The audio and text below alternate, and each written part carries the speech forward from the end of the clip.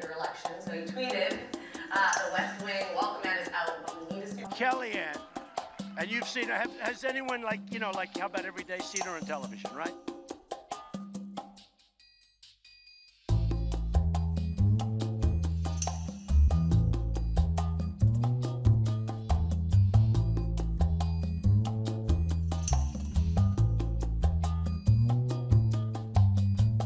Whack job, there's no question about it, but I really don't know him.